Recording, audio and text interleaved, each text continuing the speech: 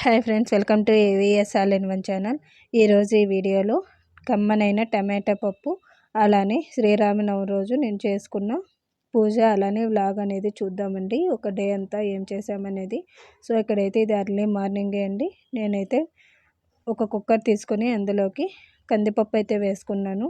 So ఇక్కడైతే నేను ఒక 1.5 గ్లాస్ అంత కందిపప్పు అయితే వేసుకున్నానండి. ఇదైతే నేను టమాటా పప్పుకి మార్నింగ్ అయితే రెడీ చేసుకున్నాను.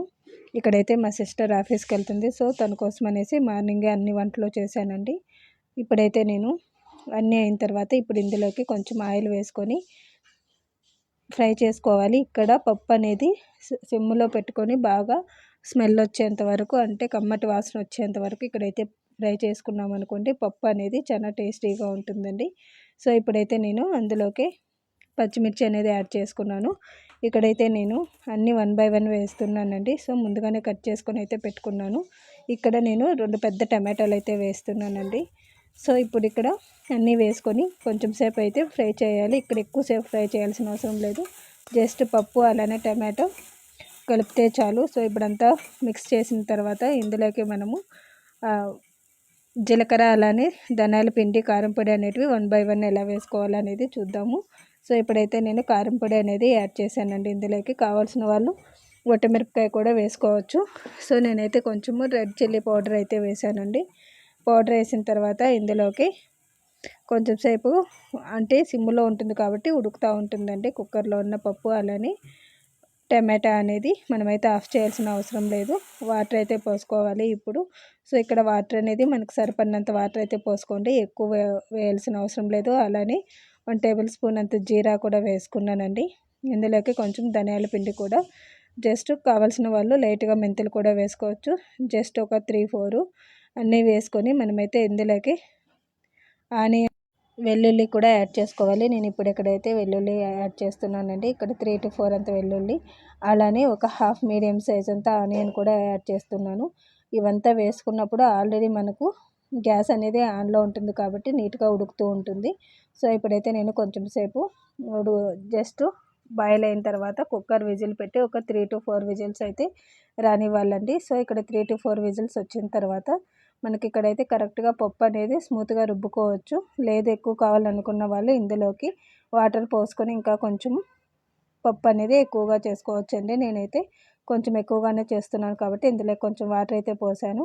చాలా గట్టిగా కావాలి, చపాతీలకు కావాలనుకున్న వాళ్ళు అప్పటికప్పుడే మనమైతే రుబ్బుకొని తిరగవాత వేసుకోవచ్చండి. కొంచెం మీడియం కన్సిస్టెన్సీలో ఉండాలనుకున్న వాళ్ళు కొంచెం వాటర్ వేసుకొని మనమైతే మీడియంగా చేసుకున్నాం అనుకోండి, పప్పు అనేది కరెక్ట్గా ఉంటుంది. నేనైతే మీడియం కన్సిస్టెన్సీలోనే చేస్తానండి. ఎప్పుడు కూడా పప్పు గట్టి పప్పు అనేది చేయను, ఎందుకంటే కొందరికి గ్యాస్ట్రిక్ వల్ల కడుపు పట్టేస్తుంది అనేసి. సో ఇప్పుడైతే నేను ఇందులోకి కొంచెం అంత చింతపండు, అలానే ఇప్పుడు ఇక్కడ సాల్ట్ కూడా యాడ్ చేసుకోవాలండి. అంతా యాడ్ అయిన తర్వాత మనకైతే సపరేట్గా వాటర్ తీసేసుకొని మనమైతే పప్పునైతే ఎనుపుకోవాలి. బాగా స్మూత్గా అనేది రుబ్బుకోవాలండి. ఈ వాటర్ అంతా సపరేట్ చేయాలి. సపరేట్ చేసిన తర్వాత మనం ఇప్పుడు ఇక్కడైతే పప్పు అనేది బాగా స్మూత్గా రుబ్బుకోవాలి. పప్పు గీతితో అంతా రుబ్బుకున్న తర్వాత తిరగవాత అనేది పెట్టుకోవాలండి. ఇప్పుడు ఇక్కడ పప్పు అనేది ఉడుకుతుంది కాబట్టి తిరగవాతకు కావాల్సిన ఐటమ్స్ అయితే చూద్దాము. ముందుగా ఒక పెనం పెట్టుకోవాలి. ఇందులోకి ఆయిల్ కూడా వేసుకోవాలండి. ఈ ప్లేస్లో మీరు గీ కూడా యాడ్ చేసుకోవచ్చు. మనమైతే నాట్ ఆవు నెయ్యి వేసుకున్నాం అనుకోండి, టమాటా పప్పు అనేది ఇంకా కమ్మగా ఉంటుంది. సో ఇప్పుడైతే నేను వేరుశెనగ గుళ్ళ ఆయిల్ అయితే వేస్తున్నానండి. ఇది కూడా ప్యూర్ ఆయిల్, మేము ఆడించుకున్నదే. సో అంతా అయిన తర్వాత ఇందులోకి నేను సాసవాలు అనేది యాడ్ చేసుకోవాలి. అలానే కొంచెం జీలకర్ర కూడా యాడ్ చేసుకోవాలండి. ఇప్పుడు ఇక్కడ ఇంగువ కూడా యాడ్ చేయండి, ఎందుకంటే పప్పు కాబట్టి. సో ఇక్కడ ఇంగువ, అలానే కరివేపాకు, కొంచెమంతా మెంతులు కూడా యాడ్ చేసుకున్నాం అనుకోండి, పోపు దినుసులు అనేది మనకైతే తిరగవాత అనేది కూడా చాలా బాగుంటుంది. సో ఇప్పుడు ఎక్కడ ఇవైతే అన్నీ బాయిల్ అవ్వాలి. అయిన తర్వాత ఇందులోకి కొంచెమంతా ఆనియన్ వేసుకోవాలండి. ఇక్కడ ఆనియన్ అనేది నేను ఆల్రెడీ హాఫ్ పప్పులోకి వేసాను కాబట్టి రిమైనింగ్ అంతా నేనైతే ఇక్కడ కట్ చేసుకుని తిరగవాతలోకి వేసుకున్నాను. అలానే కరివేపాకు, ఒట్టిమిరపకాయలు.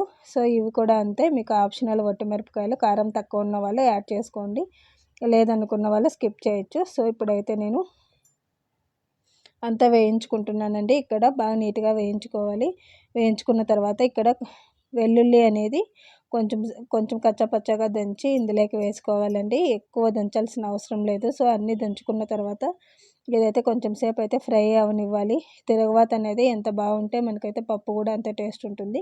సో అంతా ఫ్రై అయిన తర్వాత మనకు ఆల్రెడీ ఉడుకుతున్న పప్పులోకి ముందుగా రెడీ చేసుకొని పెట్టుకున్న తిరగవాత అనేది యాడ్ చేసుకోవాలండి. సో ఇప్పుడు ఎక్కడైతే మనం తిరగవాత అనేది యాడ్ చేసినామనుకోండి, పప్పు అనేది కరెక్ట్గా ఉంటుంది. ఎండాకాలం కాబట్టి సాయంకాలం వరకు పాడవకుండా కూడా ఉంటుందండి. సో ఇప్పుడైతే నేను పప్పులోకి తిరగవాత అనేది వేసేసాను. అంతా నీట్గా మిక్స్ చేసుకోవాలండి. మిక్స్ చేసుకున్న తర్వాత లాస్ట్లో కొంచెం నాటి కొత్తిమీర చల్లుకున్నాం అనుకోండి, పప్పు అనేది కరెక్ట్ కన్సిస్టెన్సీతో టేస్టీగా రెడీ అయిపోతుంది. సో మనకైతే మేమైతే ఇదైతే ఫెస్టివల్ కోసం అయితే రెడీ చేస్తున్నానండి. మా సిస్టర్ కోసం సపరేట్గా క్యారీలో కూడా వేస్తున్నాను. సో ఇక్కడైతే పెసరపప్పు నానబెట్టి పెట్టానండి. ఇదైతే తిరగవాత వేసేకి, ఎందుకంటే మేము అవంతా మార్నింగే చేసాము. యాక్చువల్గా దేవుడి ప్రసాదం కోసం నేనైతే ఇవైతే రెడీ చేసుకున్నాను. అలానే కొత్తిమీర కరివేపాకు కూడా కట్ చేసి పెట్టుకున్నాను. కొంచెం పంచామృతం కూడా రెడీ చేసుకున్నానండి.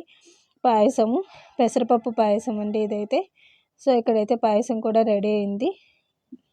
ఇవి కూడా అన్నీ ఆల్రెడీ బాక్స్ ప్యాక్ అయిన తర్వాత సపరేట్గా అన్నీ తీసి పెట్టానండి. ఆల్రెడీ పప్పు చూపించాను కదా, టమాటా పప్పు, ఇది కూడా అంతే. ఇది ఆఫ్టర్నూన్కి లంచ్ కోసం అంతా ప్రిపేర్ చేశానండి. అన్నీ సపరేట్గా పెట్టాను. అలానే వైట్ రైస్ కూడా ఇదంతా మార్నింగ్ చేసి పెట్టానండి సపరేట్గా. సో అంతా వైట్ రైస్ అంతా రెడీ అయిపోయిందండి ఆఫ్టర్నూన్ లంచ్కి. యాక్చువల్గా అయితే పూజ చేసిన తర్వాత మేమైతే ఆఫ్టర్నూన్ లంచ్ అయితే చేసాము. ఇప్పుడు ఇక్కడ పెసరపప్పులో నేనైతే క్యారెట్ తురుము, అలానే కొత్తిమీర కరివేపాకు పచ్చిమిర్చి వేసుకొని తిరగవాత వేసుకొని పెసరపప్పులోకి వేయడమే అండి. సో ఇప్పుడైతే దేవుడి ప్రసాదంగా పెసరపప్పు కూడా రెడీ అయిపోయింది. ఇక్కడైతే మార్నింగ్ అయితే నేనైతే పూజ అయితే చేసుకున్నాను. అంతా నీట్గా దేవుని గుడి క్లీన్ చేసేసి ఫ్లవర్స్ అయితే పెట్టుకున్నానండి. ఇంటి ముందర కూడా అంతే నీట్గా గడపమనంతా నీట్గా అలికేసి ముగ్గు అయితే పెట్టుకున్నాను ఇక్కడ. సో అంతా రెడీ అయిన తర్వాత నేనైతే పూజ అయితే చేసుకున్నానండి. ఎందుకంటే మామిడాకులు అన్నీ రెడీ చేసుకొని ముందుగానే పెట్టుకున్నాము స్నానం అయిన తర్వాత. సో ఇప్పుడైతే నేను పూజ అయితే చేసుకున్నాను. ఇక్కడ నేనైతే వడపప్పు అనేది దేవుడికి నైవేద్యంగా అయితే పెట్టానండి. సో ఆఫ్టర్నూన్ లంచ్ కోసము నేనైతే అలసంద వడలు అయితే వేస్తున్నాను. యాక్చువల్గా అలసంద వడలు అనేది నేనైతే ఆల్రెడీ వీడియో పెట్టానండి, చూడని వాళ్ళు ఉంటే చూడండి. సో ఎంత క్రిస్పీగా అలసంద వడలు అయితే రెడీ అయినాయి. సో మనము ఒకసారి మిక్సీ జార్లో అంతా రుబ్బుకొని ఆనియను, కొత్తిమీర, కరివేపాకు అంతా పచ్చిమిర్చి యాడ్ చేసుకొని మనకు ఎప్పుడు కావాలో అప్పుడు వేసుకోవచ్చు. వద్దనుకున్న వాళ్ళు ఫ్రిడ్జ్లో పెట్టుకొని తీసి వేసుకున్నాం అనుకోండి, ఇంకా క్రిస్పీగా వస్తాయి. సో ఇప్పుడు ఇక్కడైతే నేను ఈవినింగ్ కూడా అంతే అండి. ఈవినింగ్ కూడా దానిమ్మ పండు దేవుడికి నైవేద్యంగా పెట్టాను. సో మాకైతే శ్రీరామనవమి వ్లాగ్ అయితే ఇలా అయితే కంప్లీట్ అయిందండి. అలానే ఈజీ ప్రసాదాలు కూడా రెడీ అయినాయి. టమాటా పప్పు కూడా రెడీ అయిందండి. సో ఈ వీడియో కనుక నచ్చినట్టయితే లైక్, షేర్ అండ్ సబ్స్క్రైబ్ చేయండి. మీరు కూడా ఈ వంటలన్నీ ట్రై చేసి ఎలా ఉందో మాకైతే కామెంట్ సెక్షన్లో కామెంట్ చేయండి. శ్రీరామనవమి ఎలా జరుపుకున్నారు అనేది కూడా కామెంట్ చేయండి. Thanks for